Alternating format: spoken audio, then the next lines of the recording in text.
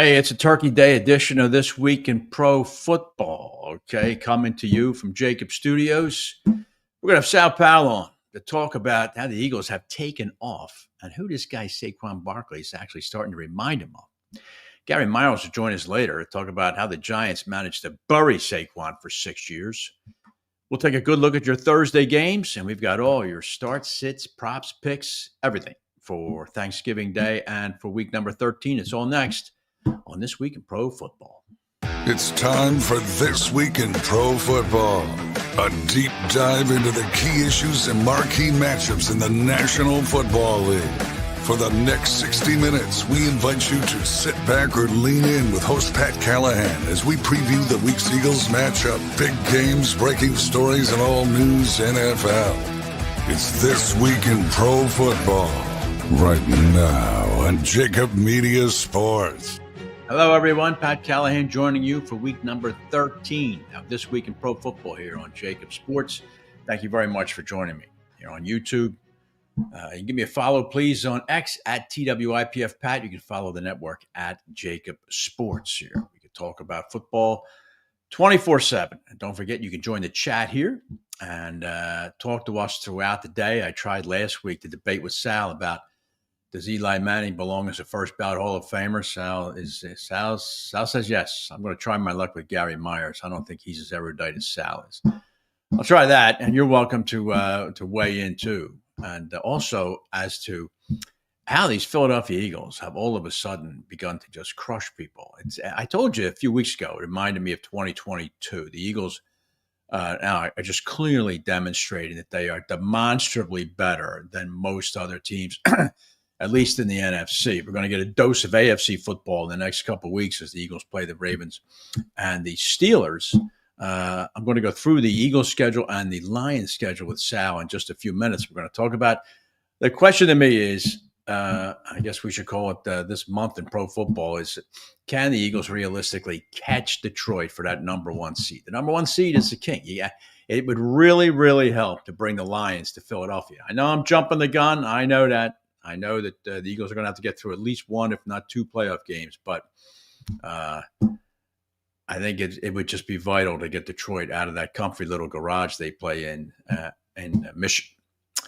All right, we're going to bring Sal on in just a couple minutes. Just a couple other notes here.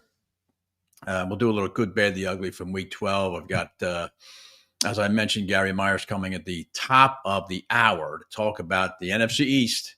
And did we overvalue, perhaps overrate the Washington Commanders? And those New York Football Giants. Tommy DeVito plays 1 week. He has a sore arm. Boy, how about that? And some Turkey Day football. Obviously, New York visiting Dallas. We have Sean Green joining us, too, to talk some props and some picks. And we got Bill Reinhard talking some Week 13 fantasy. A lot of fantasy leagues end their regular season this weekend. So Bill and I will be looking at that. All right, so the usual action-packed show here on a Thanksgiving edition. We got 3 games on Thursday, and then the Chiefs' semi-annual bashing in the heads of the Las Vegas Raiders on Friday. That's a terrible game. That's a terrible game. I mean, I would just be utterly shocked if the Raiders could pull off an upset there. That team is 2-9 and looks worse than that. Right now, they too have some massive quarterback problems. All right, Xander, why don't we bring this gentleman on here and get an early start here with some good, bad, and ugly. The good is going to be about the local team, and that, of course, is being Sal Paolantonio, the host of the NFL Matchup Show, the author of How Football Explains America. Sal, how you doing? Good, Pat. Good. Happy Thanksgiving week to you and your family and everybody listening and watching this week in pro football, and everybody at JAKIB Media, our producer, Xander. Happy Thanksgiving. And, man, when your team is on a 7-game win streak at home here in the Philadelphia region, people are happy. People are happy. I think people have turned the page from being ambivalent and cautious to, okay, we got something here. This guy may win the MVP. Sure. We may win the division, and we may get to the Super Bowl. It's a little different now, Pat. I know. ESPN Bet had, after going into week 12, they had Saquon at 6,000 to 1 MVP odds. Today, 650 to 1. Right. So he apparently 77% of the bets yeah. and 75% of the money right now on ESPN Bet are on Saquon Barkley to win the MVP. Yeah. That's a lot. Yeah. That was a big statement win for Philadelphia Sunday night. I will tell you, Sean Green could back it up. Xander could also affirm that I called it my lock of the year last week. I thought the Eagles were definitely going to cover what I thought was a measly number against the Rams. But I think the game went a lot further than that, didn't it, Sal? Did it say more about how strongly the Eagles are playing, or is it just a matter of the fact that no matter who the Eagles play, the competition seems weak? Well, Pat, there are several patterns during this 7-game win streak. And the first one that's very obvious is the team starts slow offensively and then gains momentum. And then the superior strength and size of the offensive line just demoralizes the opposition. Yeah. And Saquon's got power to speed. He's got great moves.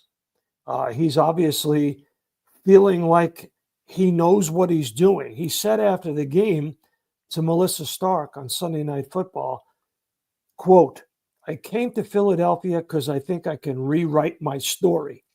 Oh, okay. Right. Wow. That's the first. So I've interviewed him 3 times, one of them one-on-one in August.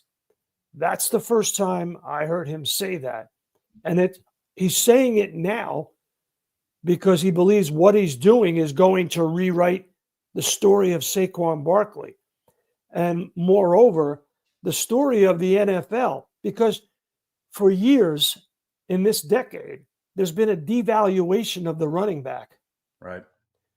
And we've seen Derrick Henry, Josh Jacobs, and the best example of all, Saquon Barkley, changing teams and changing the fortunes of their teams. They certainly have. I mean, Saquon, you talk about rewriting a story. Well, he's on about a 3rd edition right now, Saga. He is the talk, isn't he? He's the talk of the NFL right now.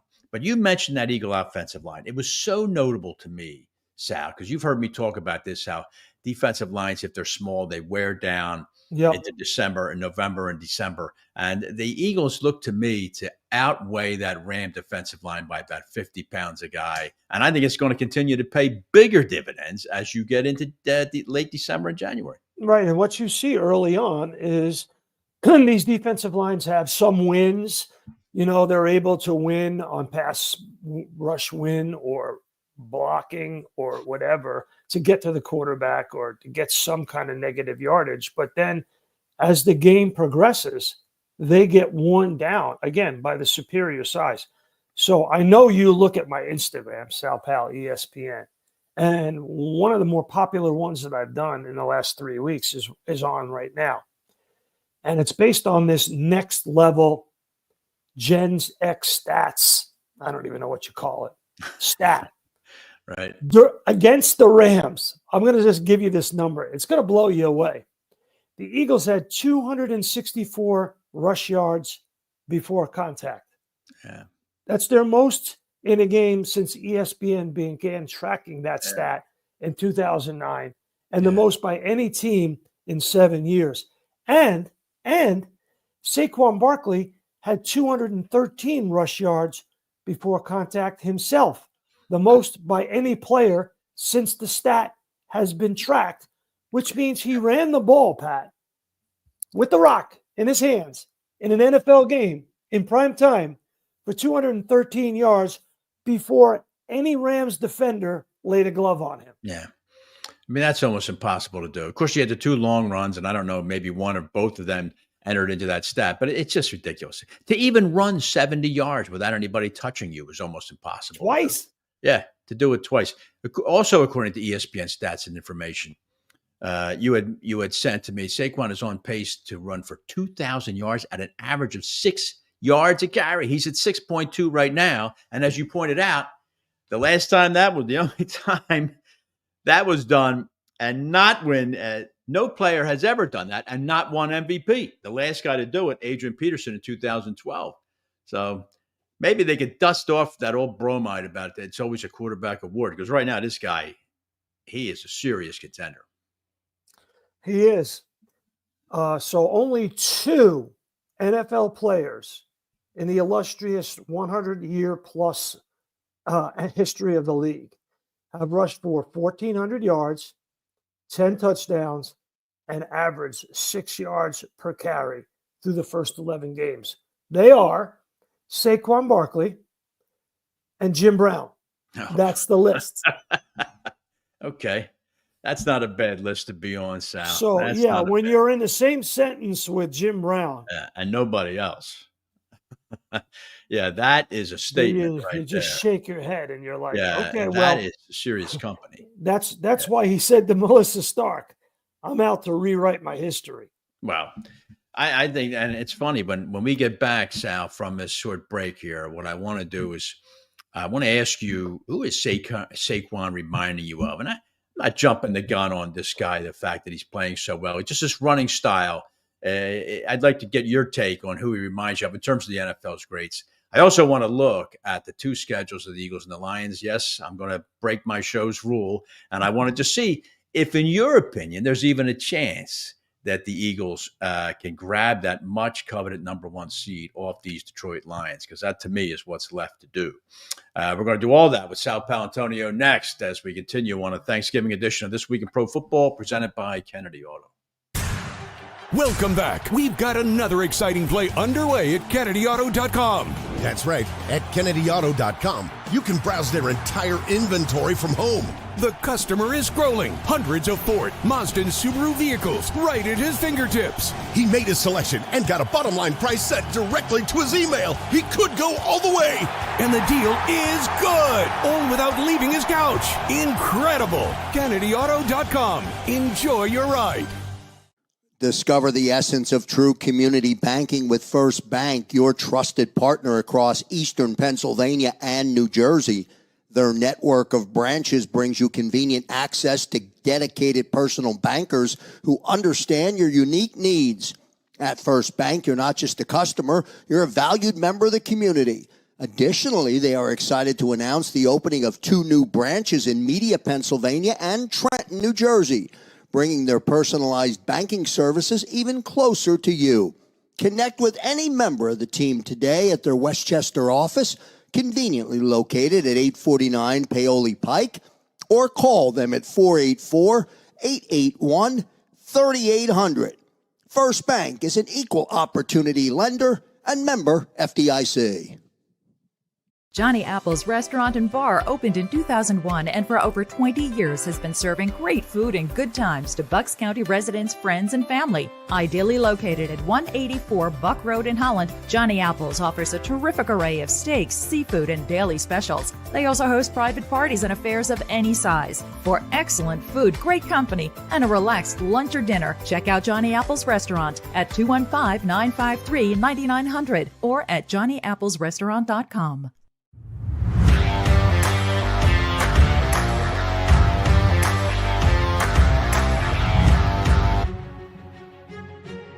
Welcome back to This Week in Pro Football. Pat Callahan joining you on JAKIB Sports here with the great Sal Paolantonio. I want to get back to Saquon and the Eagles and that schedule, Sal, but if I could just finish here, Sander, if you could bring up at standings, I just want to finish the good and the bad and the ugly here, Sal. Get your take on Minnesota giving up 17 fourth quarter points to that woeful Bears offense and nearly losing the game. And the segue, Sal, is if you look at that NFC, I mean, is there anyone besides Detroit? Look at Minnesota at 9-2. Are you a believer at all in the 9-2 Vikings? Well, Pat, I know we are getting ahead of ourselves, so let's do it for a second. So of these playoff contenders, who do you worry about? Who are you concerned about coming into Philadelphia and beating the Eagles at Lincoln Financial Field in the playoffs, right? Yeah. So I'm not even concerned that Detroit can do it. I don't think there's a team that can come in and beat the Eagles at Lincoln Financial Field. If you have to go on the road and play Minnesota or go on the road and play Detroit, that will be difficult. That will be hard. There's no question about that. Both of those places are difficult environments to play in.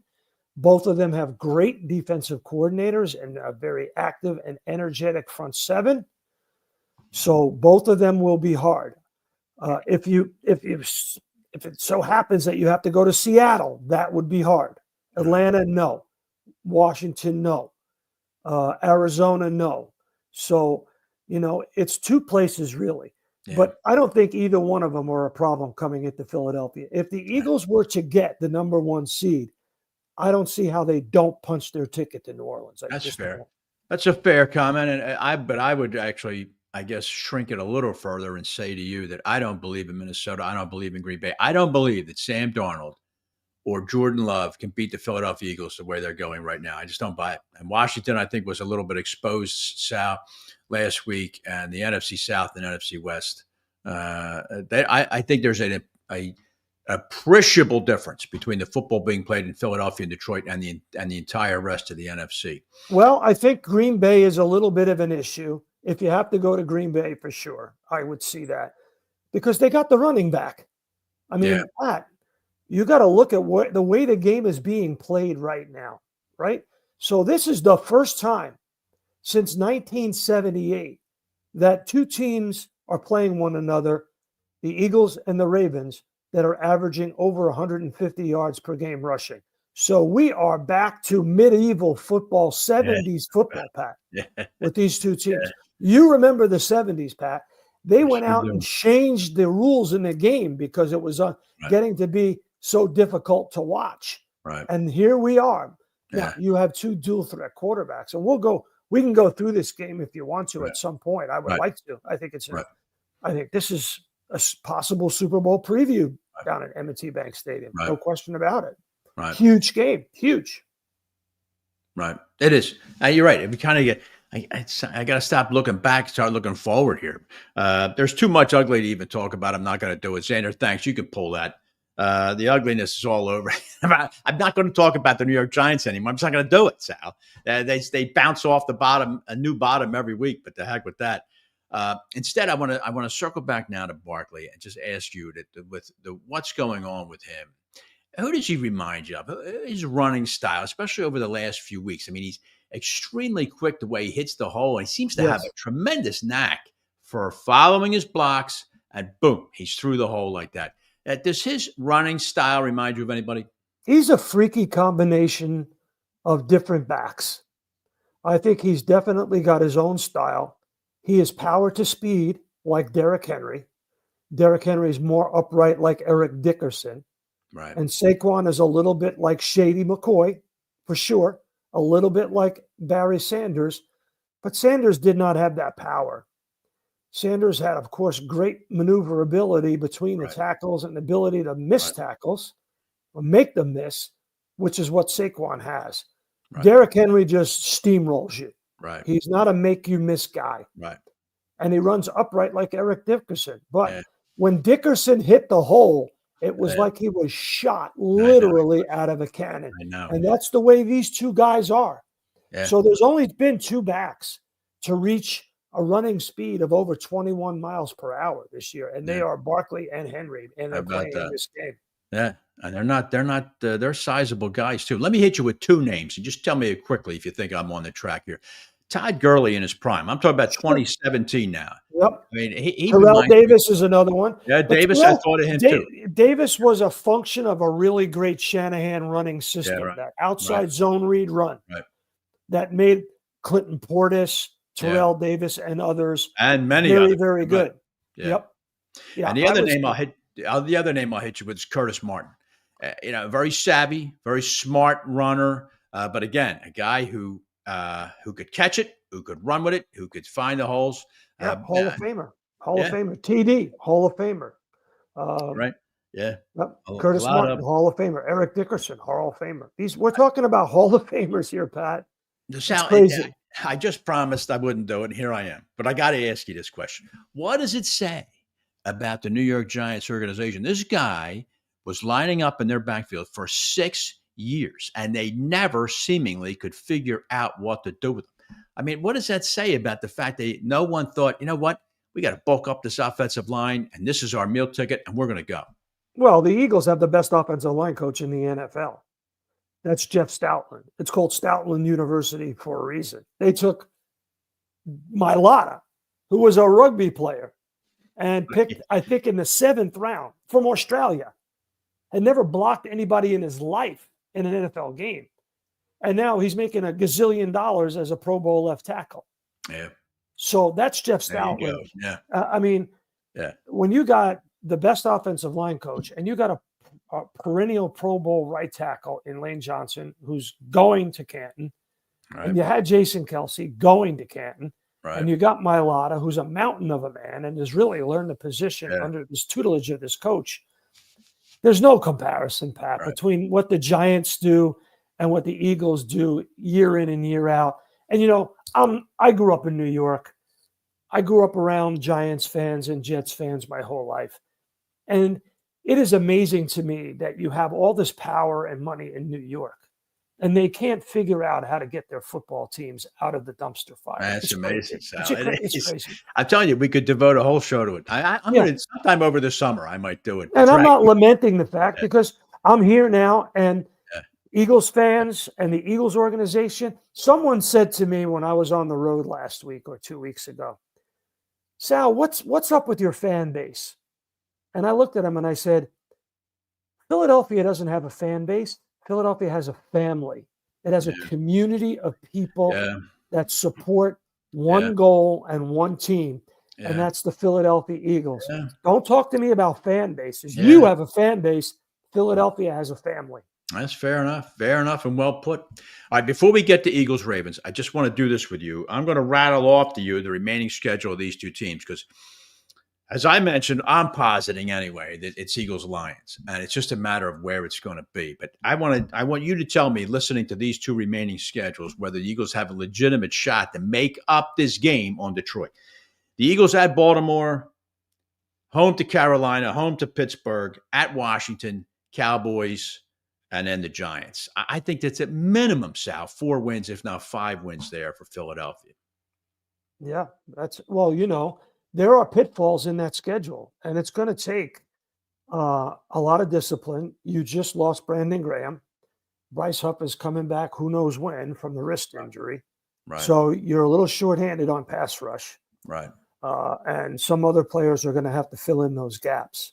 I am personally have been on the soapbox of somehow, I don't know how you do it, take the best player in the NFL off the field, Saquon Barkley, and give him a little rest. At this point, you know, I'm barking up the wrong tree because it's just not going to happen. They're not going to take him off the field. I mean, you know, he's gunning for 2,000 yards. He's gunning for All-Pro. He's gunning for the MVP. You can't take him off the field. But Jalen Hurts had 22 pass attempts. 22 on Sunday night. The Eagles are last in the league in pass attempts, Pat. Last. So they're going to have to create more balance offensively. They're going to have to be more productive. And it starts with this game. Why? The Ravens are good at 2 things defensively: stopping the run and rushing the passer. I think they're 3rd in sacks. But they're 31st in pass defense, and they've given up the most pass plays of 15 yards or more. And the Eagles have connected on the most pass plays of 15 yards or more. So Jalen Hurts, in my humble opinion, I'm not a coach, in my film study and analysis, has got to win from the pocket, Pat, in the first half of this game.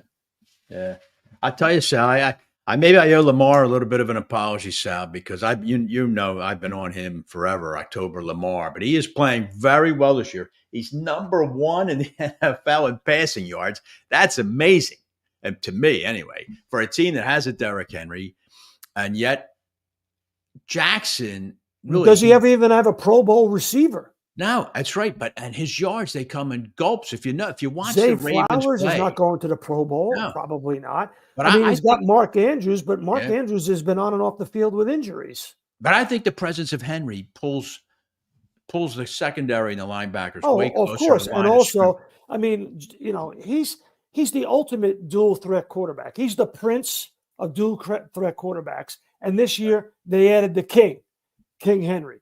Yes. And so when you got the Prince and the King, you're going to have the number one offense and the number one passing offense in the National Football League. Oh, this is a tough game. Yeah. It's a tough.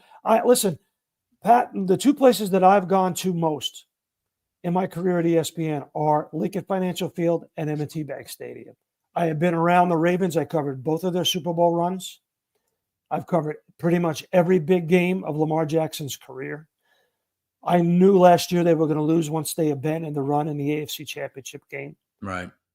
If Todd Monken falls in love with the passing game, Todd Monken's the offensive coordinator of the Ravens. Right. If he falls in love with the passing game, Fangio, Cooper DeJean, Quinion Mitchell, Gardner Johnson, Reed Blankenship, they'll eat his lunch. Yeah. Sal, is there a chance the Eagles will get Devonta Smith back for this game? I don't know. It's too early in the week.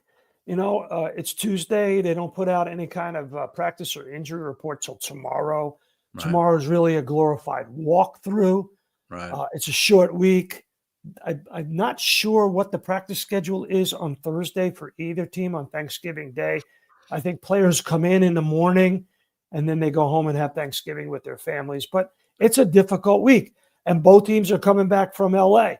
And both teams boat raced their – how funny is this? Yeah. The Ravens went out and scored 30 points against the Chargers and won. Yeah. The Eagles in the same stadium the night before scored 30 points against the Rams and win. Right. And they did it with Derrick Henry and Saquon Barkley. Almost a carbon copy of what they did. But it's a long trip, Pat, on a short week. It is. But it will be interesting. And I don't know. I think the game, obviously, is going to be a lot closer than what the Eagles have been used to, I believe. And you're right. It's been, how long has it been since we've had to say to Jalen Hurts, all right, Jalen, there's 1:05 to go on your own 16-yard line, and you got to get that ball down to the other team's 30 so we can at least get 3.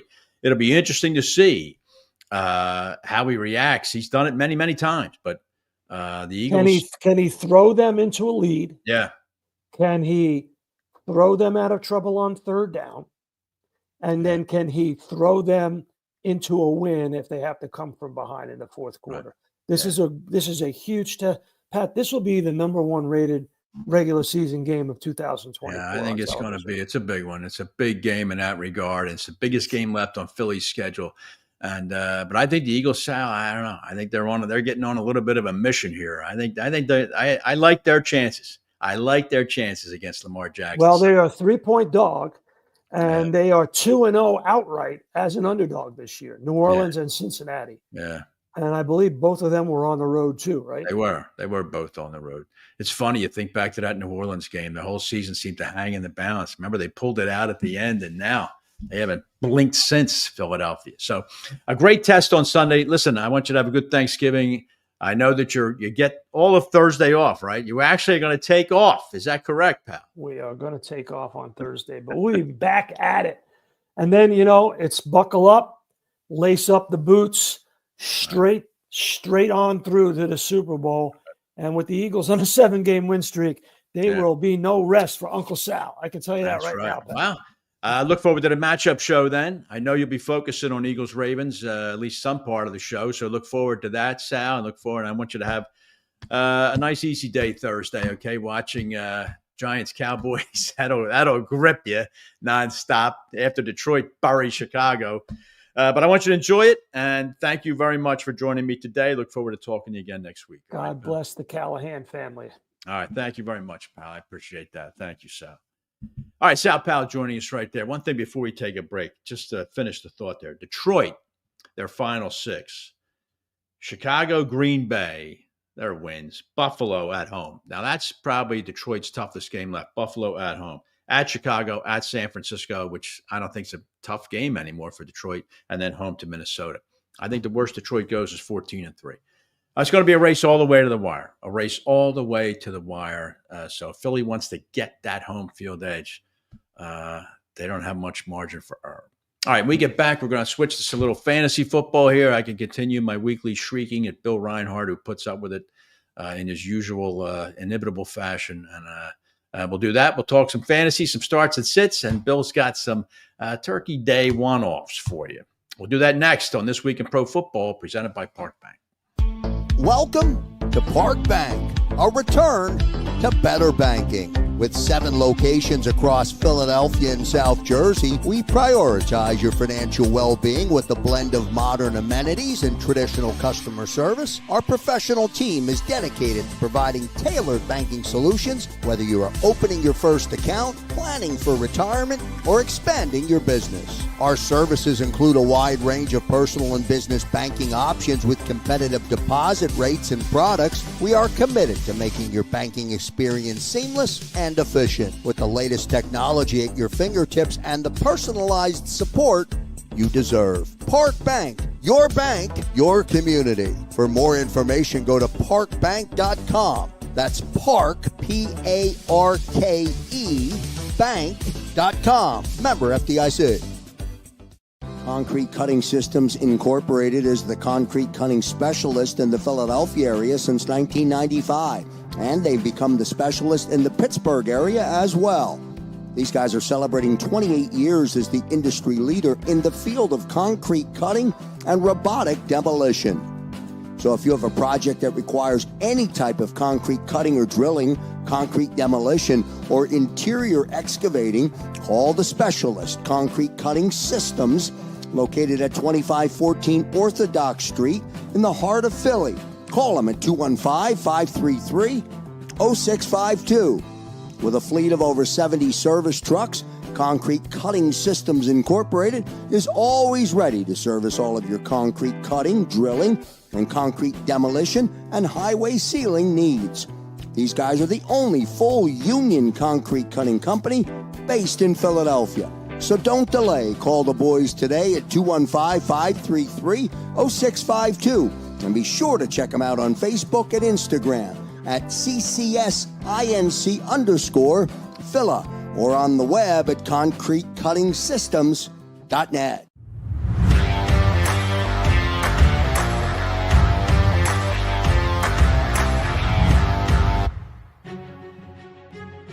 Welcome back here this week in Pro Football. Pat Callahan joining you on JAKIB Sports. Let's bring Billy Reinhard up here. Bill, of course, is my fantasy colleague from fantasyguru.com and the New York Daily News. Bill, how you been? I'm great. How about you? No, I'm all right, Bill. Thanks, pal. I hope you're looking forward to a nice Thanksgiving. Yeah, all the kids are home from college. They're downstairs baking cookies right now. All their friends are coming over, waiting for me to make dinner and grill the pork chops. It's all good. It's a great. All right, they're going to have to wait, Bill, because you have responsibilities here, and I'm sorry, I'm sorry, Pat. Got to pay the bills, and but I appreciate you taking the time here so I can start my weekly hollering about guys like Brian Robinson Jr., who play. I think sometime during the national anthem he turned his ankle, and now he'll be out 6 weeks. Yeah, I don't know, but another terrible week for me. Watching even last night. Derrick Henry just dragged the Ravens all over the field, but sorry, Derrick, I'm not handing you this ball. I'm going to go run it in myself, says Lamar. Right. Exactly. That's the way the season's going for me, man. We love to hate fantasy football. That's the thing. I mean, it's insane. It really is. It's a tough year. I know. I wanted to ask you, and I brought mine, Bill, and but I had like Saquon has now taken over, really. Yeah. The NFL. He's now number 1 in the league in rushing. He's ahead of Henry. Yeah, I'm shocked he only has 10 rushing touchdowns. That's a surprise. Yeah. But he has a couple receiving. But where on your final August draft list did you have Saquon, and who was ahead of him? So he was, and when you were talking about this, I'm prepared. So he was the 9th pick out of 12. In our league, so in most of my leagues, but you had Christian McCaffrey, right? You had Breece Hall, Bijan, Lamb, Chase, Tyreek Hill taken before him, Jefferson, which you and I both know, killing everybody, killing me. I got him on one of my teams, and then Gibbs from Detroit, and then So yeah, no one saw this coming with this guy. And you know what else, Bill? I was talking with Sal Paolantonio about it, and I'm gonna roast Gary Myers on it too. Is part of the reason why nobody saw this coming with him is because he played in New York for 6 years, and they had no idea.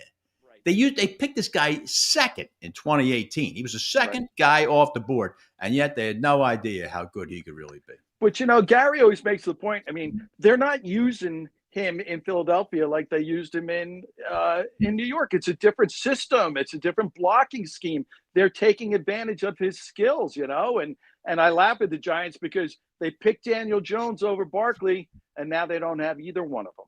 So shame on them. I don't know. I think it's charitable to say that about different schemes with the Giants. It's a simple matter. The Eagles, they just lined up. That is a massive and talented offensive line. Right. And Bill, if you can do that, and then you can replicate the same near thing on your defensive line, it's just like baseball. And you know what I mean? Like the strength of a team goes right down the middle. And the Eagles, you answer a lot of problems when you have an offensive line like that. And, not to belabor the Buffalo Bills, but their offensive line has been pretty much intact for 2 years now. Yeah. Not that I'm jinxing them. And, when the Bills played the Chiefs, Josh was not sacked once in that game. There you go. Yeah. To your point. Yeah. And all right, how about we get to a couple other things here, Bill? It's funny to look at the quarterback too, Bill, so I don't rant just about running backs. Spread the wealth. Come on. Yeah, let's spread the misery. Yeah, let's do that. Two quarterbacks that I had in my top 10, I had Jordan Love 6. This is only quarterback list now, not overall. I had Jordan Love 6 among quarterbacks, and I had C.J. Stroud 5. And yet, wouldn't you say they've both been significant disappointments so far this year? Yeah, I mean, to be fair, they've had injuries. Well, Stroud had injuries to Nico Collins, and that's going to affect his game a lot. So you can see Collins is back, and now Stroud's getting better. But Stroud, that sophomore slump, it's really hard. I mean, no one expected him to do as well as he did last year. So he's progressing now. He's got 2 good receivers, so he'll be fine. And then Love, he's been so banged up that I don't know. I mean, is he hurt? Is he not? At full capacity.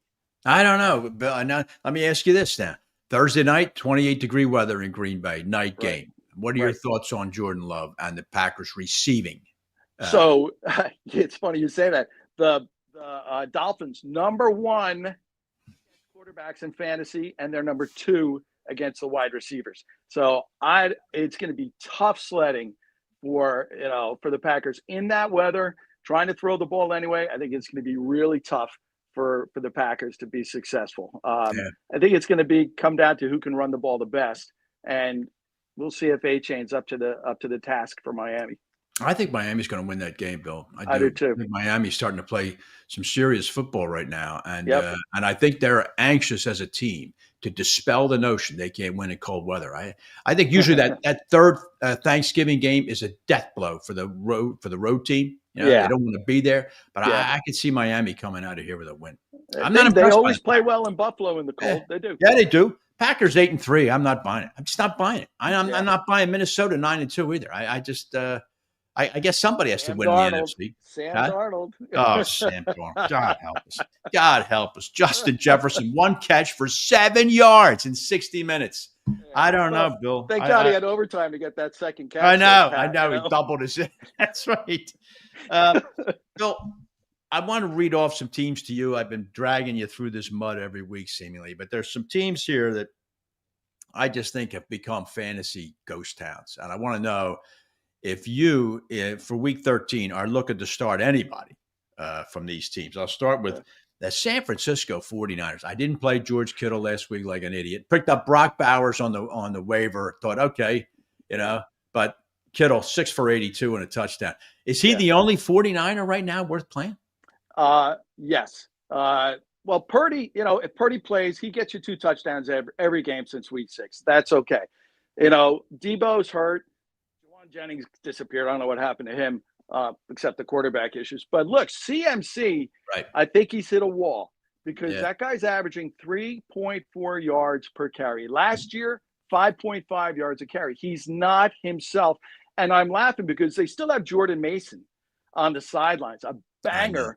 Give the guy 10 carries because because CMC is not doing it. I don't get that. I mean, I know there's allegiance and dedication, but not at the expense of your team. I really believe that. I think Christian McCaffrey I think he's physically exhausted. There was a kid who, since he was signed by Carolina, he has touched that ball 300 times a year, and I think it's caught up to him. I think it has caught up to him. Last year, I think he touched, I don't know how many, I think 400 times. I was going to say 500. I don't. Yeah. All right. Give me some Colts that are worth playing. I mean, this kid's not ready for prime time, in my opinion. But are there any Colts, Jonathan Taylor, maybe worth playing? You can start him this week against the Patriots. You know, Downs is hurt. Pittman catches all his balls out of bounds because that's where Richardson ends up, throwing them. So, yeah, I stay away from all Colts except Taylor. Is there an Arizona Cardinal out there that you insist on putting in your lineup? I mean, James Conner's a good start, but they don't give him the ball enough. Well, no, he doesn't get the ball enough. McBride, the tight end, he's their best receiver, so he's the one to go with. But this week against who do they play? Minnesota. Yeah, they're at Minnesota. Yeah, you can't run on Minnesota, so forget Conner this week. And Murray hasn't played well since the Jet game. I mean, I don't know what's going on with him either. I don't know. And Harrison he's just wasted.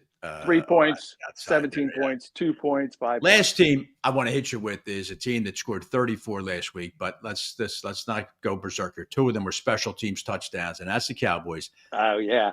The Cowboys play the Giants this week. Giants are they're not exactly a stout defense there right now. Are you excited about putting any Cowboys like CeeDee Lamb? I was hoping you were going to ask me about the Cowboys because I got a stat for you. Look, Cooper Rush.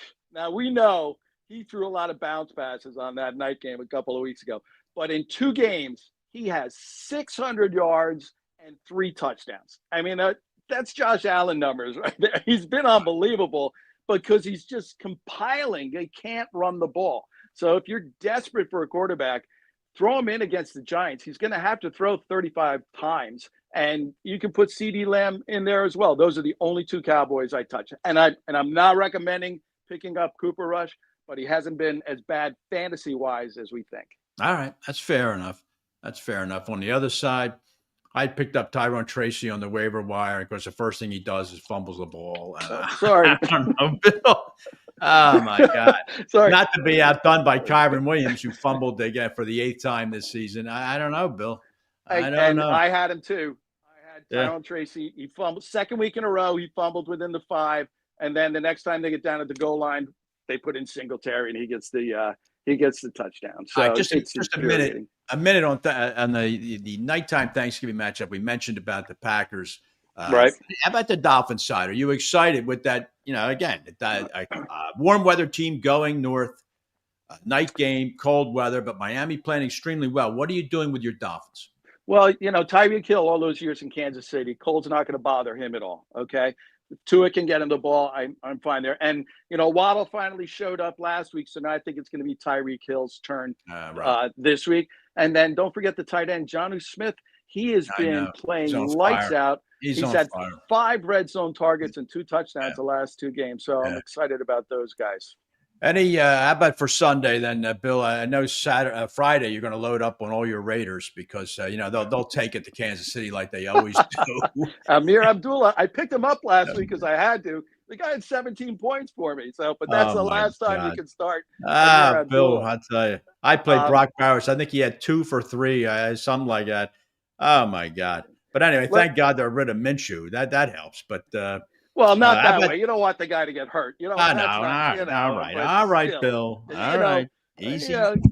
But his feelings will mend. But as well as his collarbone. Give me some. You have a couple names for Sunday that people might think about trotting out there. No buys now this week. Yeah, everybody's on board. But give me a couple, maybe other names that you may have. So. I was talking about the receivers for Texans, Nico Collins, obviously, but Tank Dell has in his last 2 games, he's had 225 yards and 2 touchdowns against Jacksonville. So those 2 guys, I'm excited. Lights out for them.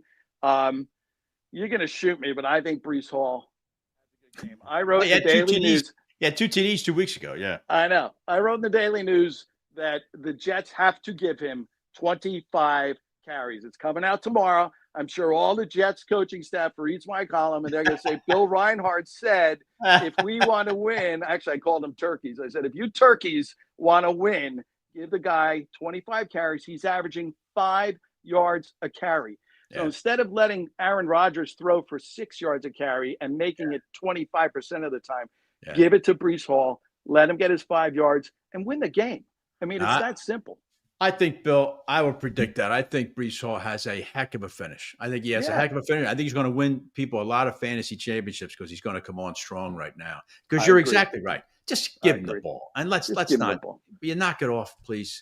All right, Bill Reinhard, listen, at the Daily News, everybody look out for that. And also Fantasy Guru, they can find you there, right? Yep, everything comes out tomorrow. My column in the news, my starts and sits, my get ups and woe downs. And then in my Fantasy Guru column this week, I just run through a litany of things that I'm thankful for, all the way from my parents to Joe Klecko. I even thanked you in my column, Pat. There you go, Bill. I appreciate that. Me and Joe Klecko. But we're both Temple men. You both went to Temple. So that's exactly. You're in good company. Well, Billy Reinhard, I thank you very much. You've been an excellent all season. We got a couple weeks to go, Bill, before I finally just you finally had enough of my nonsense. Before you never speak to me again. That's right. That's right. Go fire up those pork chops, pal. Thanks very much. Have a happy Thanksgiving. All right. Go Bills. Thanks, Pat. All right. Listen, we get back. This guy, he's been waiting. I'm going to have to listen to his grief now because he's a big Eagle fan, and he was there Sunday night at SoFi, raising holy hell, no doubt, in his Pete Lisk jersey. We'll talk to Sean Green. We'll talk some props and some picks, and we'll talk Eagles-Ravens. That's next on This Week in Pro Football. What on earth are you doing? We have dinner reservations in 15 minutes. I'm trying to figure out who to start in my fantasy football lineup. Every website I check has a different opinion. It's driving me crazy. How do you set your lineup so fast? I have a secret weapon that will blow your mind. Wow. What's the secret? I've been using fantasyguru.com for all of my fantasy football decisions. Fantasyguru.com? Isn't that with that crazy guy, Jeff Mans? You mean the legendary fantasy guru, Jeff Mans? He's a genius. Fantasyguru.com has everything you need to dominate your league. Starts, sits, busts. It's like having a fantasy football expert panel in your corner. Wow. Fantasyguru.com. But I feel like you're cheating on me. How do you think I won our league last year? Fantasyguru.com. It'll feel like you're cheating, but you're not. Join fantasyguru.com today. Use the code NEW30 for 30% off instant savings. Evolution Energy Partners has helped hundreds of businesses save millions of dollars on their energy spend. They offer electricity and gas procurement strategies, efficiency audits and engineering and financing solutions, as well as online utility bill management. To learn how your business can save, visit www.evolutionep.com or contact Chuck Herschella at 610-329-8288. Evolution Energy Partners, energy solutions to improve your bottom line. At Whistler Pearlstein LLP, we assemble the most effective team to handle all of your legal needs. There are players and pretenders, but our hustle and heart set us apart. In practice now for over 75 years, we're proud to be one of the most prominent full-service law firms in the Philadelphia region. We offer 17 different areas of practice, including business, corporate, and tax education law, real estate, zoning, and land development, municipal law, and litigation. Our top-rated attorneys and staff are laser-focused on client success. We strive to provide outstanding legal counsel with the highest level of care and consideration. Let us show you the Whistler way. Learn more at WhistlerPearlstein.com or email Michael J. O'Donohue at mod@WhisPearl.com. WhistlerPearlstein.com or mod@WhisPearl.com.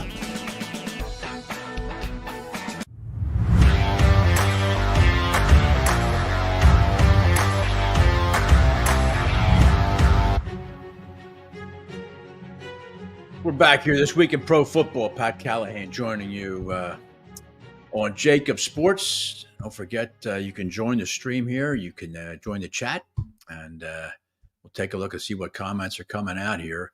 And if you want to ask anything relative to who your props and picks are for this week, this is the guy to do it. The host of the Sports Gambling Podcast, along with Ryan Kramer, and that would be my arch nemesis, Sean Green. Sean, how you doing, pal? Oh, doing great. Thanks for all the hospitality there at SoFi Stadium.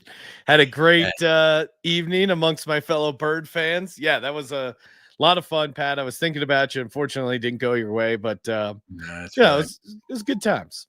That was, well, did I not tell you? Lock of the year, Sean.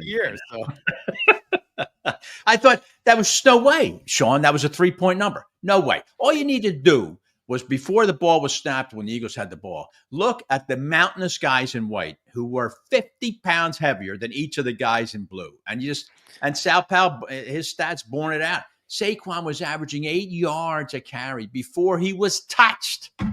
It's crazy. Yeah, I mean, Baldy had a bunch of great film breakdowns, and seeing like Mekhi Becton in person, Jordan Mailata in person, you're like, my God. Yeah.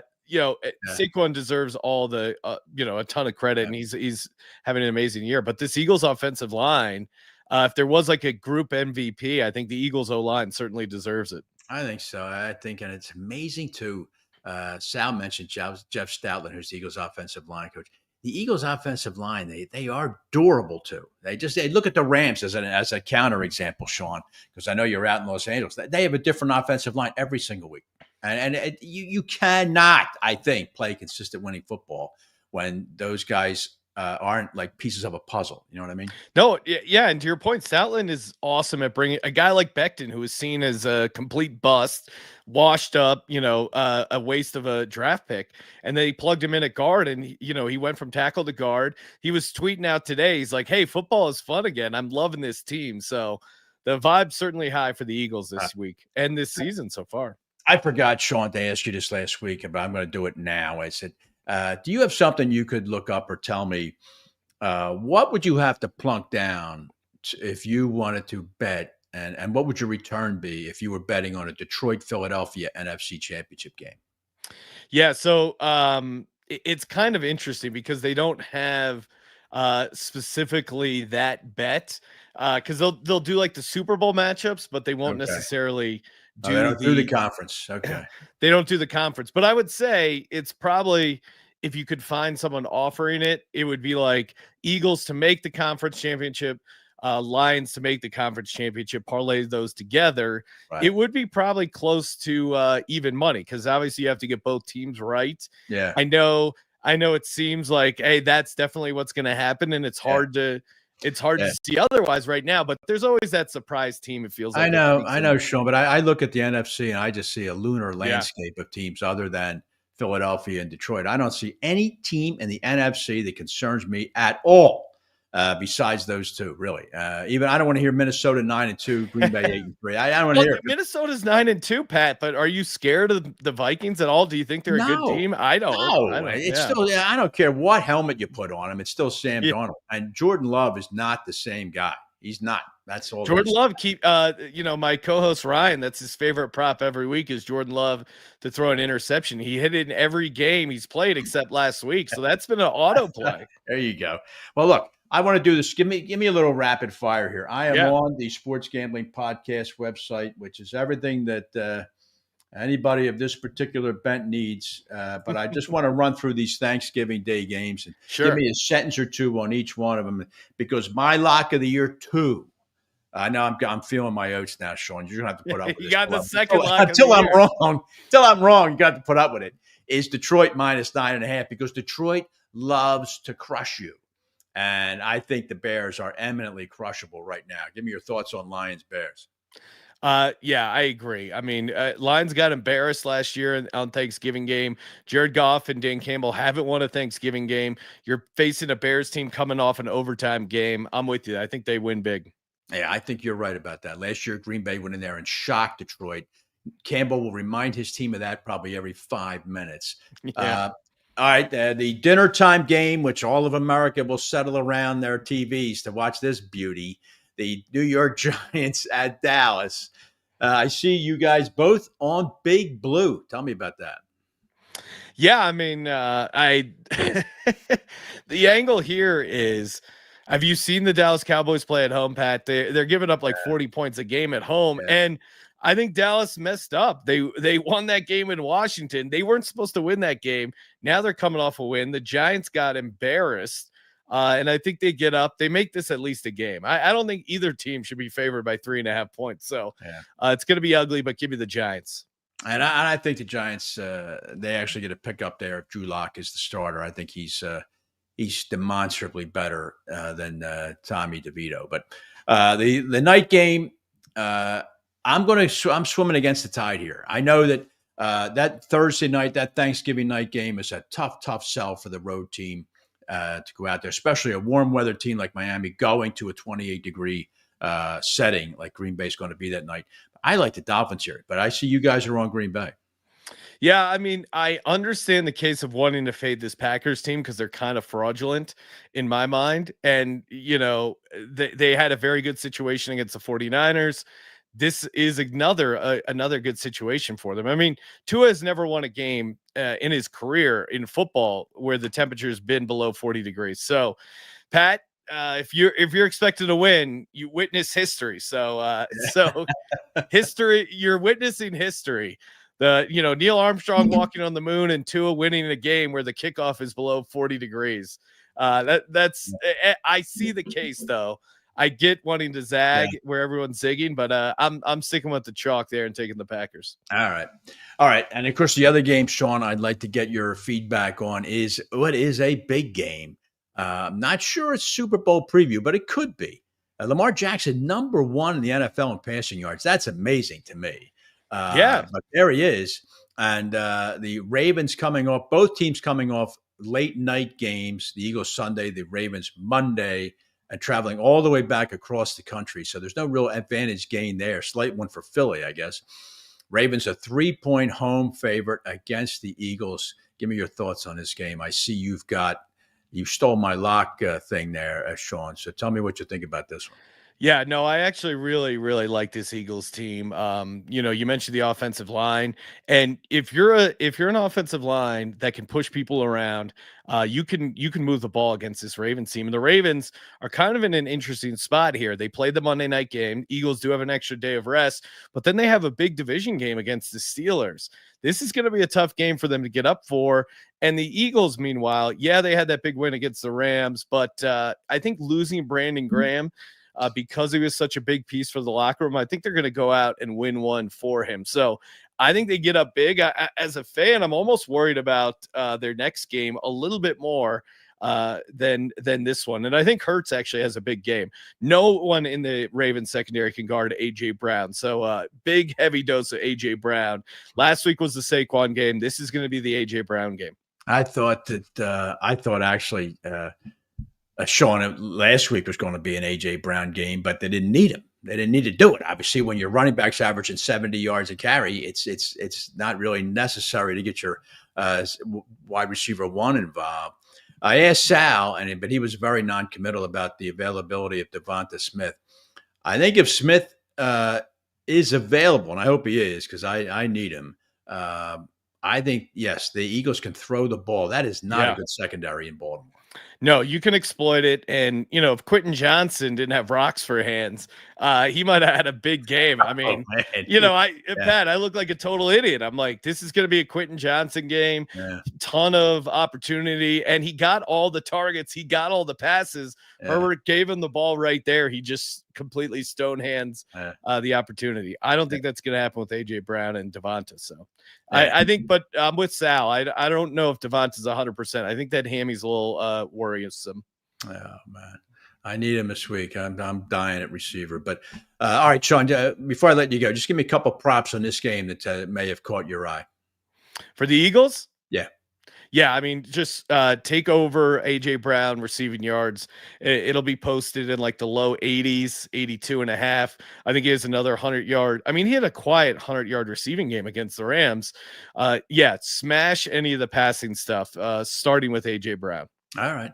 And, I was talking with Sal about it, Sean, that we really haven't seen or needed to see Jalen Hurts say, okay, Jalen, first down on your own 18-yard line. Yeah. You got to go 60 yards through the air to get us into field goal range. It could be this weekend we finally get to see it.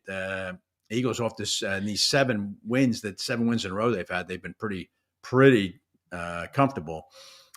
This will be a good test, big test, but I think Philly can win this game. I think they can go on the road and beat Lamar Jackson. Yeah. Ravens. Eagles as an underdog, that's crazy. They're going to win outright. Let's go. All right, Sean Green, listen, I want you to have a good Thanksgiving, pal. God You knows too. what you're serving up there. Who knows? Probably spam sandwiches or whatever you're doing out there. But I wish you all the best and look forward to having you back with us next week. All right. Happy Thanksgiving, Pat. Great to see you. All right, Sean. Thanks very much, pal. Okay, that'll do it for Sean Green. When we get back, my old colleague Gary Myers from the New York Daily News and Inside the NFL is going to join me. We're going to talk, of course, about that NFC East. Did we overrate the Washington Commanders? And talk a little Saquon. We'll do that next to wrap up a Thanksgiving edition of This Week in Pro Football.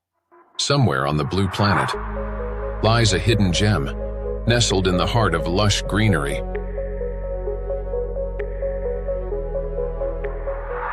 Where the game of golf takes on a new meaning. At Spring Mill Country Club, we offer an unparalleled golfing experience. Our meticulously maintained course is designed to challenge and delight golfers of all levels. But that's not all. Spring Mill is also the perfect venue for your most cherished celebrations. From intimate gatherings to grand weddings, our elegant banquet facilities provide the perfect backdrop for your special day.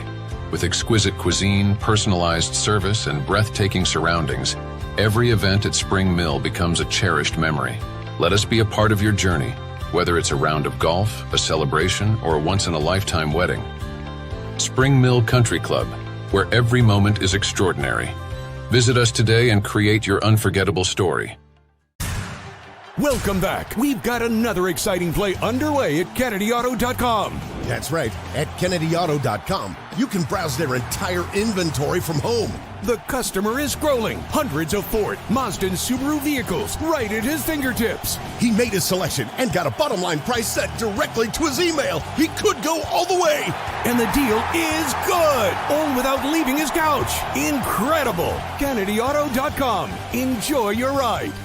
Johnny Apple's Restaurant and Bar opened in 2001 and for over 20 years has been serving great food and good times to Bucks County residents, friends, and family. Ideally located at 184 Buck Road in Holland, Johnny Apple's offers a terrific array of steaks, seafood, and daily specials. They also host private parties and affairs of any size. For excellent food, great company, and a relaxed lunch or dinner, check out Johnny Apple's Restaurant at 215-953-9900 or at johnnyapplesrestaurant.com.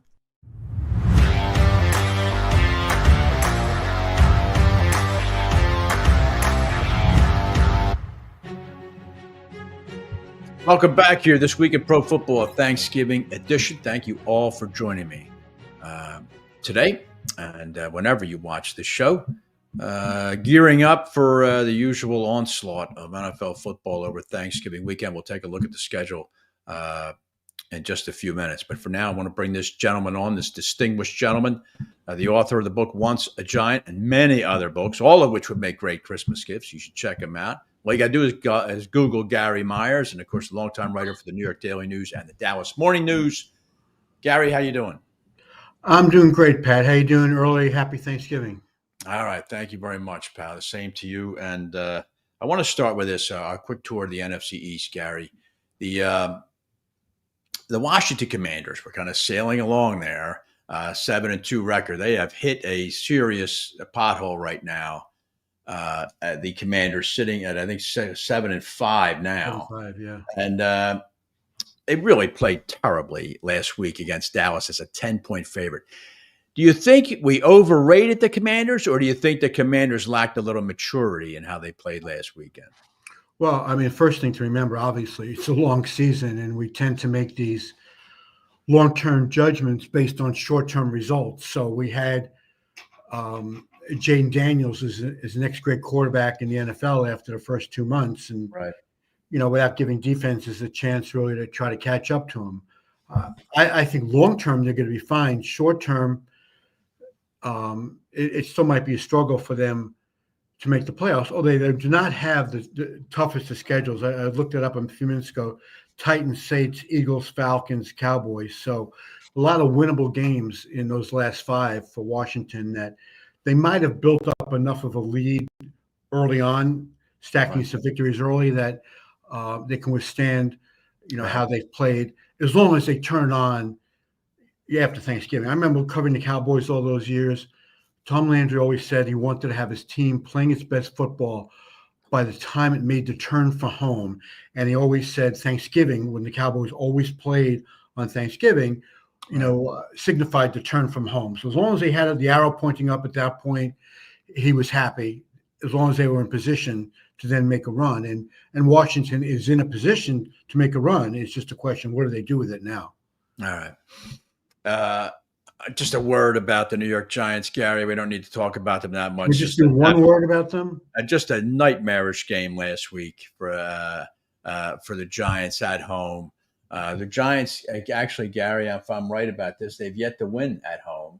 I think they're 0-6. 0-6 at home, which is almost impossible to do. And I feel so bad for the New York fans. I really do. I mean, that's a great fan base. And boy, oh boy, that team just gets smashed. Is this the lowest point for the Giants since the Ben McAdoo 2017 season? Oh, yeah. I mean, it might be worse than that. And when you throw the Jets in there, it's been a long time since the New York football. Now, there's been a lot of bad seasons in the last 10 years.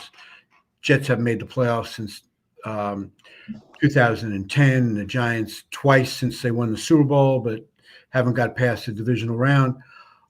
It's just so dreary here now. I mean, the season has been over for both teams for a month. But just as far as the Giants are concerned, they are just so inept offensively, especially at home. I think they scored about 60 points in 6 home games, which is really hard to do. They've always been a decent home team. They seem to have lost that somewhat when they moved across the parking lot to their new stadium. But, Pat, I know Daniel Jones was as far from an elite quarterback at this point as you can probably imagine. But to bench him and then grant him his release with 7 games to go in the season, what kind of a message are you sending to the rest of the locker room? He was so much better than Drew Lock or Tommy DeVito, even with the struggles he was having. So when you bench him, you're saying to the rest of the locker room, I agree, we're more concerned about the $23 million injury guarantee than we are about trying to win games. I agree. And I think you're right about that. And the other segue I wanted to talk with regarding New York as an organization is the absolute nightmare they're living with Saquon Barkley driving south to Philadelphia and having a borderline MVP season right now for the Eagles. And my question to you, I asked Sal this earlier, I'm very keenly interested in your answer, is this guy was 6 years in New York after being the number 2 player picked in 2018. How were the Giants so unable to create an offensive scheme to take advantage of the obvious talents this guy's got? Well, Pat, it's not so much the offensive scheme. It's the fact they didn't have an offensive line. Well, that's part of the scheme. So even just tell me that, Gary. How could they have not, over 6 years, figured out that if we create any kind of an offensive line, this guy will do something special? Yeah, when I say it's not the scheme, I just mean that, if you have the personnel, right, then the scheme is going to work. That's it's fair. Just the Giants, right.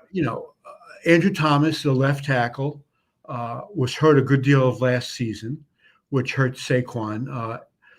Evan Neal, who they picked 7th in the draft a couple of years ago, has been a complete bust, which is mind-boggling to me because the guy played at Alabama in a high level of competition. And Dable has a good relationship with Nick Saban, so we got a great recommendation. They've been trying pretty much since they won that second Super Bowl in the Coughlin era, which was 2011, to fix the offensive line. It was the downfall of Eli. The second half of his career is that they just couldn't protect him, and then he got gun shy. It's happened to Daniel Jones, and it was really the downfall of Barkley here because he was always hurt. When he wasn't hurt, he overcame the offensive line, but the offensive line kept getting him hurt. So it was kind of a vicious cycle. He looks better now than he had at any point in his 6 years with the Giants. I mean, he looks like he's 22 years old. His quickness is amazing. The speed he's always had.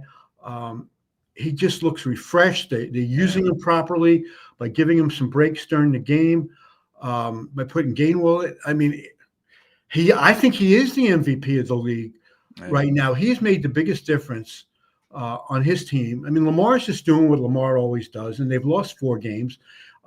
Josh Allen's having a great season, but I think saying, you know, we don't tend to vote for running backs for MVP. I've had a vote for a long time, but if the season is over now, which it's not, I would vote for Barkley.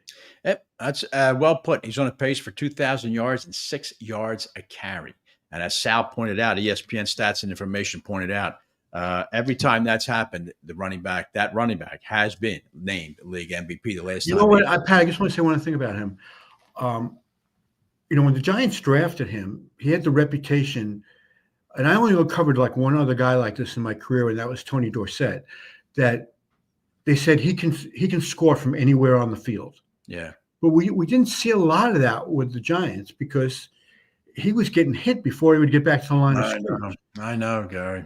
And to have those 270-yard TD runs the other night, I mean, I feel good for the guy. And I just want to say this also. The reason that Giant fans are not really crying about Barkley that much is that they know he would not be doing this for the Giants. There's no doubt. You are certainly right about that. It's not that black and white. You're certainly right. All right, listen, let me segue then to this game Sunday. I think this is a heavyweight fight, Philadelphia at Baltimore. Mm-hmm. These are two teams that can pound the ball with the two really top running backs in the league right now. Give me your thoughts on Eagles at Ravens Sunday. Well, I think this really proves the point that I've been saying for a while, that this devaluing of running backs was a bunch of nonsense. Right. Running backs are still really important to really good teams. And we see what happened. I mean, Derrick Henry was a free agent. Dallas wouldn't even pay him, and that's where he wanted to go. The Cowboys don't have a running game at all this year. He goes to Baltimore, which has always had a decent running game, but not a dynamite running game. Right. And look at the difference he's made in that offense. We've already talked about the difference that, you know, how great Barkley's been for Philadelphia, and he's totally changed the complexion of the Eagles offense. So, yeah, I mean, this is a heavyweight fight, and may the team that runs the ball best win, I think.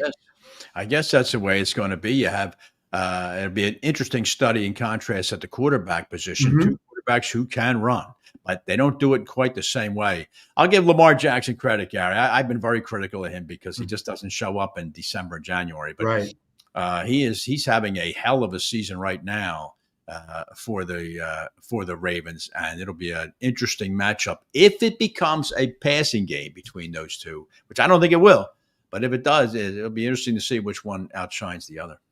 Well, I mean, A.J. Brown is certainly the best receiver between the two teams, but not having I don't know, is Devontae Smith going to play this week? I don't know. The Eagles have been very closed-mouthed about it so far this week.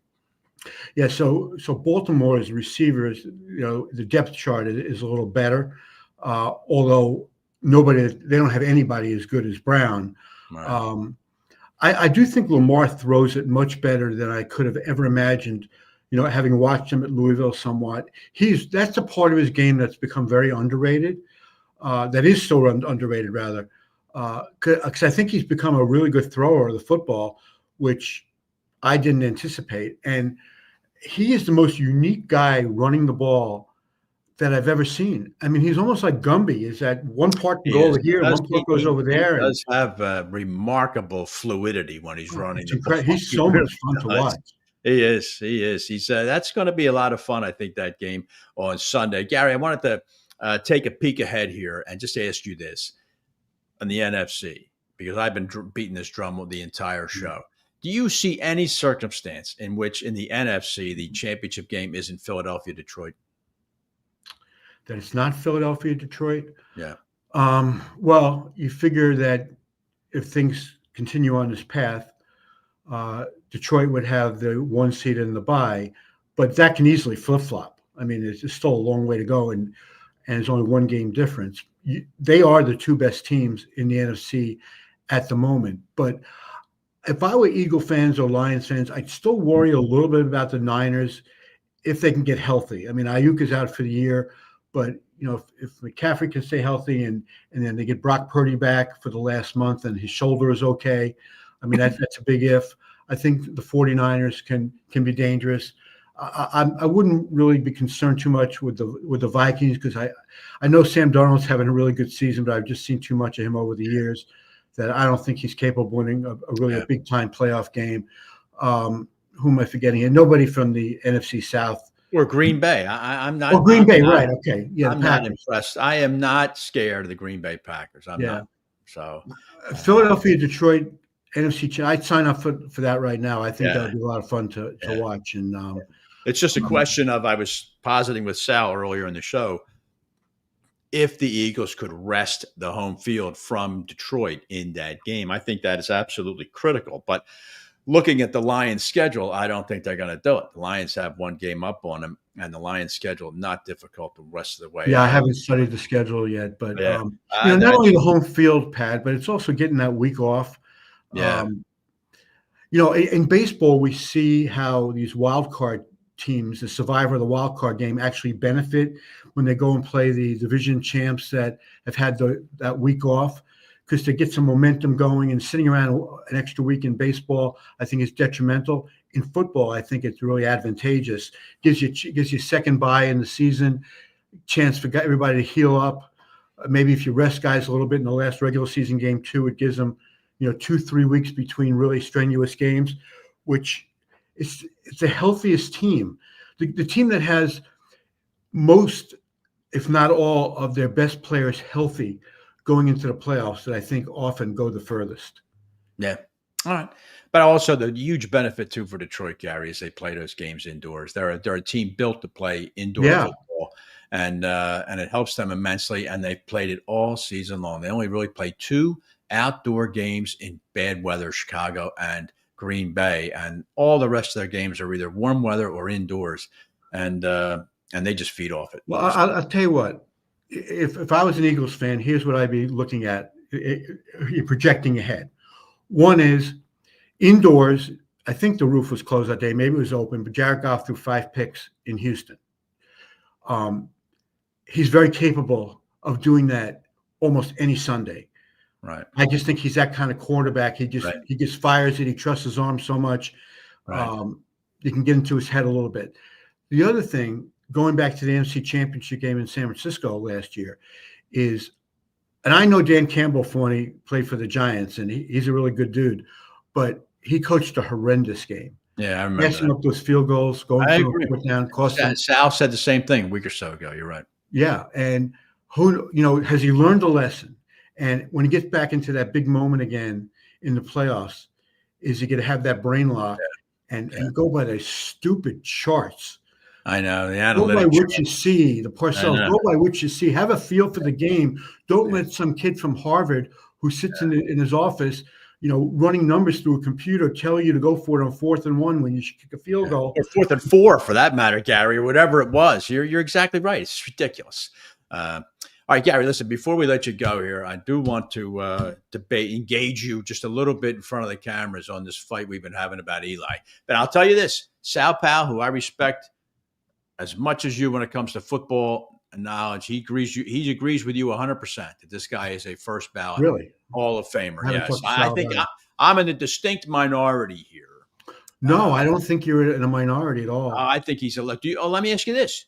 Well, you can't really talk about that. I was going to ask me. I'll ask what. You're still an elector, though, right? You're one of the 50. Yeah, I think he's going in. I think he's going in first ballot. Of course, one thing, he's the only quarterback on there, which I think is a freak thing, but that's the way of it. I think he's going in. But here's the question I want to ask you. What I heard from you, what I heard from Sal most frequently is 2 Super Bowl wins, and so, I mean, is that it? I mean, is that literally a check mark now that says if you're a quarterback who garners 2 Super Bowl wins, you are in? Well, it hasn't been for Jim Plunkett, right? Who was the only one with 2 who's not in. and he was a one-time Super Bowl MVP. Eli, two-time Super Bowl MVP. I think what works in his favor, he beat the Patriots twice. Once when the Patriots were a minute and a half away from being remembered as the greatest single-season team in NFL history.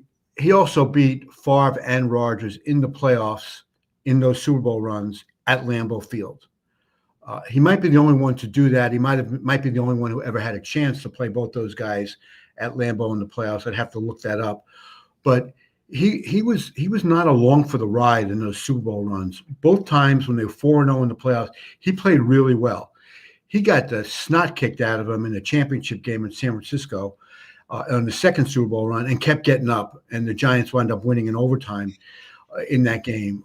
Right. So, he's a 500 quarterback. Joe Namath, I don't know if he was under 500. He was certainly close to it. Dan Fouts was close to that. Warren Moon. To me, the measure of a quarterback, I'm not going to say a quarterback who doesn't play well or is clearly carried by his defense but wins 2 Super Bowls deserves to be in the Hall of Fame. But Eli was a 2-time Super Bowl MVP. I mean, that counts for a lot. Does it, Gary? I mean, 33 of the 51 MVP. I mean, in the last, I'll tell you this, in the last 18 years, 13 of the MVPs have been quarterbacks. I mean, isn't it almost an automatic that it's going to be the quarterback? Well, I mean, there were 2 of Brady's Super Bowl victories that it went to wide receivers. Yeah. Right, Deion Branch and Julian Edelman. But he earned those. I mean, Justin Tuck could have got it the first time around because he just terrorized Brady. Yeah. But Eli it wasn't the throw to Tyree that was great. It was getting out of the grasp of now the whistle could have easily been blown. Right. The second Super Bowl, he made a great throw to Manningham. He played outstanding in the 2007 run in that game in Green Bay that I was at. That was the coldest you can possibly imagine. Mm-hmm. It was a late start of, I think, a 5:30 night game. No, it was they stuck it on a night game. It was ridiculous. I remember I was screaming that week about the but Roger Goodell cares about the fans. Well, I know. It's all about the fans, Gary. Gary, one other thing. Does this carry any weight with you? In the 2007 run, the Giants defense gave up 51 points. In the 2011 run, they gave up 37. I mean, are you sure it was predominantly Eli? I didn't say it was predominantly Eli. I said he played very well in those games. And listen, I really think it's going to be a spirited debate. And I'm not as certain as you seem to be that he's getting in the first time around, because I do think from talking to some of the other voters that there's a lot of anti-Eli sentiment. I don't know if it may, people say, well, he's going to get in because he's a Manning. I think in some areas it actually works against him. I think you might be right about that. Oh, he's a Manning, let's just put him in. Right. So there's some pushback on that. Yeah. He's made it, to the list of 25. We've voted now to cut it down to 15. They have not given us that list yet. Once you get to 15, you get to be discussed in our annual meeting. And I will tell you as much as I can after those meetings, what it was like, because there's 2.5 weeks between that meeting and when they'll announce it. I can't really tell you, the specific conversation that goes on, but I can certainly, enlighten you and your viewers on what the tone is like and take a good guess on whether I think he got in or not. But we won't find out until you find out. All right. That'd be good. That'll be good. I look forward to it. And I'm hoping, quite frankly, as a longtime Rams fan, Torrey Holt 11 times a semifinalist. I know. I'm getting tired of hearing his case. Yeah, I know. That's true. And Eric Allen here outside of Philadelphia. Yeah. I've been voting for Eric Allen. A tremendous cornerback. But he was on those great Eagle defensive teams, and he was kind of way under the radar with Jerome Brown, Reggie White, and sort of other characters, But anyway, it'd be great if you could keep us appraised of what's going on there. I think everybody would be interested in that. Yeah, I mean, they put pretty good restrictions on us on what we can say, but I can certainly, try to give you some insight, again, without knowing the final result myself. Yeah, okay. But, I appreciate your interest in it, and I think our process is really fascinating. And I don't think that. I mean, I was reading my fabulous NFL record and fact book here. It's a minimum 4, max 9. Is it still 9? I don't recall years in which that many guys went in. No, this year it's a maximum of 5 modern era guys. That's always the maximum modern era. Okay. And then between 3 seniors, 1 contributor, and 1 coach, we can put 3 in. So it's really a maximum of 8. All right. Well, I know I've already extracted that promise from you that Roman Gabriel would be the senior, so I appreciate that very much, Gary. And, he's got to get on the ballot first. Yeah, I know. I guess that would help. That would help. All right, Gary, listen, I hope you're going to have a good Thanksgiving, pal. And I know you're going to be excited about Giants Cowboys, and you'll probably have dinner served to you in your family room so you don't miss a single play. Well, you know what? I suggested on Twitter or on X a couple of weeks ago that they need to have an addendum to the TV rules that Thanksgiving games should be able to be flexed now. Yeah, that's not a bad idea. Get that game out of everybody's living room. I know. Cooper Rush and Tommy DeVito if he's healthy.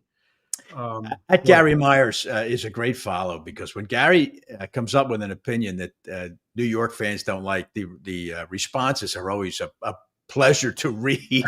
And when you take a controversial viewpoint on something, it's always funny when the knives come out immediately. I know. I enjoy that too. All right, Gary, thanks for joining me. Happy Thanksgiving to you, and look forward to talking to you again real soon. Yeah, and happy Thanksgiving to you, Pat, and everybody out there. All right, Gary. Thank you very much, pal. All right. Xander, bring that schedule up for me real quick, and we'll get the hell out of here. This is the Week 13 schedule. You see the 3 Thanksgiving Day games right there. Best one is the night game. Sean and I disagree on that. He thinks chalk. I think Miami has a good chance to win. The Black Friday game, just go shopping. You go shopping or do something. Chiefs a 12.5 point number. They will double that. Sunday, I think Steelers, Bengals. This is the last shot for the Bengals for a wild card berth. I think Cincinnati wins that game. Cardinals, Vikings, not a bad game. The Cardinals starting to leak some oil right now, but I still don't believe in Minnesota. I think that'll be a competitive game. And then later on, Eagles and Ravens is a real heavyweight fight. I think that's going to be a big time Sunday Night Football. San Francisco at Buffalo. Sorry, Buffalo's going to win that game easy. But Eagles Ravens is the marquee game. I think the Eagles are going to get down there and win. I do. I think the Eagles, even without Brandon Graham, I think Philadelphia wins the game. Okay, that'll do it for this Thanksgiving edition of This Week in Pro Football. Thanks very much, Xander, for producing, and thanks to everyone for coming on, and thank you for watching and listening to this show here. And we look forward to coming back to you next week, week 14. We are rumbling towards the finish, ladies and gentlemen. Still got some track left. We'll do all of that in the coming weeks on JAKIB Sports here and This Week in Pro Football. Have a good Thanksgiving. Good night.